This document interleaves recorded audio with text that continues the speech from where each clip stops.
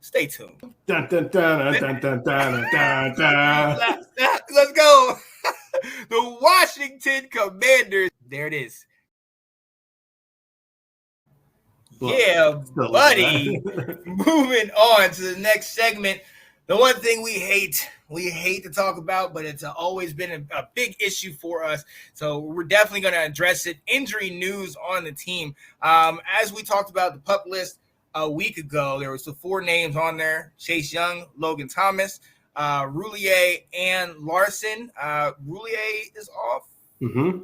Yeah, but the other 3, what about Larson? I think still on it. I think they're all 3 are still on it. Yeah, the other 3 I believe are still there. So, but there was some news about Chase Young. Will, what? Tell people what happened. Yeah, it wasn't good news, but it was a little bit more getting some information. And basically, Ron came out and said Chase is going to start this season on the PUP list. He's out for week 1. That means he's out for the first 4 games, and he's going to be out beyond that. It was kind of the speculation. There was some videos coming out over the offseason. Chase worked out with Von Miller. He's running around, but you really couldn't see what was he doing. He was doing exercises and running on the knee, but was he doing the stuff he needs to do? And basically Ron said, they're going to ease him back, and it's going to be, some time. And we still don't know how long, but as we said last week, we really need to be prepared for the fact that he could miss the half of the season, as he comes back from this injury, which it sucks, but we at least got some clarity of what we had speculated. Right. We're ahead of the game. We kind of know what's going on. I like that. Okay. Well, yeah. And best wishes to him, but at the same time, get back. Let's get you healthy. I'm not trying to rush you back. That's why we have this. And the other 3 members of the defense, if you look at Deron Payne, Jonathan Allen, Montez Sweat, 2 of which we already know have been shining in training camp. And then Jonathan Allen, he's a consummate professional, so we know how he's going to do. Along with that, though, some names that are familiar faces on the daggone list, and I hate seeing this. Curtis Samuel and Antonio Gibson. This is the one thing I did. We wanted to see what Curtis Samuel was going to do from last year, being out all year. We finally got him back. We're ready. First day of training camp. He's not on the injured list, but now he is. Talk to me about Curtis Samuel, man. It's not good. It's confusing. Ron was getting really defensive this week when talking about it, when reporters were kind of pressing him. But he basically said that Curtis needs to get back into shape, and he's feeling some hamstring and lower back tightness and stiffness, from basically not being ready, which is concerned. And so he missed a couple practices. Now he did come back today. I think it might have been today or yesterday. One of the days. I think it might've been today. Okay. So that was good. And he actually may have come back yesterday a little bit too. So it was good to see. And, Ron just basically said he's going to practice for a couple days, then take a couple days off and practice. And he said, the goal is week 1. He's like, the goal is not now, which it's just, this is kind of some of the same crap that we heard last year, where Ron tried to downplay it, but in actuality, there was a lot more going on. Yeah. And that's just frustrating, because a lot of what we're expecting is to have McLaurin and Samuel so that you can have, Jahan Dotson in the slot and kind of him coming under the middle, or him kind of where there's a lot of stuff we really want to do with Curtis Samuel. And it's a lot of our system. I think it's dependent on that. But another person on this list that towards the end of last year had a lot of injury issues, and we come in. I feel like this is kind of the same situation as last year at the beginning of last year. And training camp, we had the toe, we had the issues. So Antonio Gibson, should we be worried about this?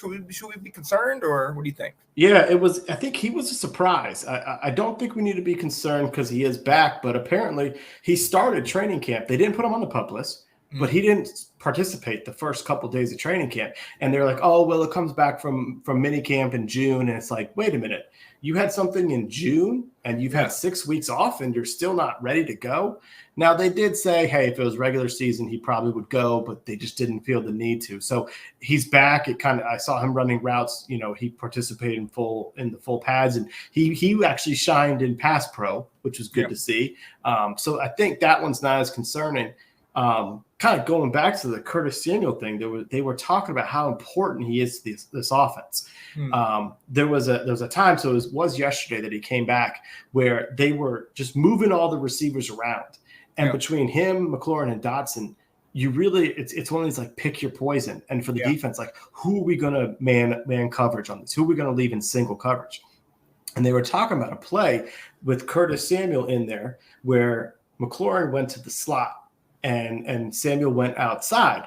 And what they were able to do is they ran a combo route where Dotson went shallow, McLaurin went on a post, and they said both of them were wide open. And it was because the defenses kind of started rolling their coverage towards Curtis Samuel because they were worried about his speed. And whereas, like, if you have no offense, De'Ami Brown out there, or if you have a Cam Sims, the defense is going to pack the inside and focus on the two inside guys and not be so worried. So it just shows where all three of those guys, how important they can be to be healthy, because it provides not just a chance to catch balls, but you open up options for other receivers. Exactly. And they talked about how two of the guys were open. Carson took the easy throw, but they're like, he could have held it longer and probably hit Terry for the big play over the middle. So it just kind of shows how important it is that Curtis Samuel, we get to see him finally. We need to see it to truly see what this offense can do. Yeah. And I get the injuries and everything, but we got to get you on the field. And this is it. Put up or shut up. This is the time. But it's like you said, he is such a big piece, and a lot of that motion, a lot of them coming in the backfield. Once he moves, that defense starts following him, and now that's the decoy for the other routes and things we got going on. So that's definitely something that I want to keep my eye on, because like you said, we need him in the lineup. He's the very valuable piece. But our guy out of Boise State, John Bates, getting hurt. What? Come on, Will. Tell me it's not so, man. What's compared? Like, Chase Young obviously is a major concern. This is a concern as well, though. Yeah. Because if Logan's out, John Bates is our starting tight end. Yeah. And just like you said, all those other guys are athletic behind him, but they're not blockers. They need to learn.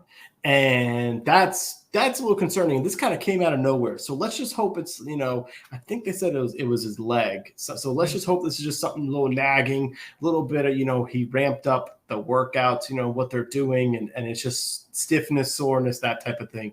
Because he's actually a crucial player to start our season. Oh, yeah. Absolutely. And he definitely shined in Logan Thomas's absence a year ago. And, seeing how valuable he is on the line. And that was something that really struck me. Like I said, like that they said Cole Turner is not the blocker that Bates is. And, we, for a while in the beginning of last year, he's a blocker. He's not going to separate. Bates showed up in the pass game and he was very, very helpful. And that's something that we're going to need. And he has that year of experience under his belt. Yep. So absolutely. Let's hope he gets back and healthy. But I mean, that among other things, it's you never like to hear it. Is there anybody else that you've heard about? I think that's everything I got, unless you got somebody. No, I hadn't heard about anybody else outside of these four. It always stinks to hear, and the fact that two major ones are on offense. Yeah, you know what I mean. Gibson, I think with McKissick coming back and Brian Robinson, somebody that has been kind of showing. It's been interesting because they said he's not as big and bulky, but he's long. He's very long, so he'll still be the guy to go inside the tackles. But we said it. Shout out to Ab a week ago. He said it. We all feel like him and Gibson and Robinson are going to split time in that backfield. So, I'm interested to see what he can do. But yeah, you never want to hear about injuries. Right. You know how that goes. Right. So we shall see, man. We'll see how this thing plays out. But thanks for watching. If you like that clip, be sure to check out the other great content from the Let's Talk Football community. And as always, please like, subscribe, and hit that notification bell so you'll be notified when more great content like this becomes available.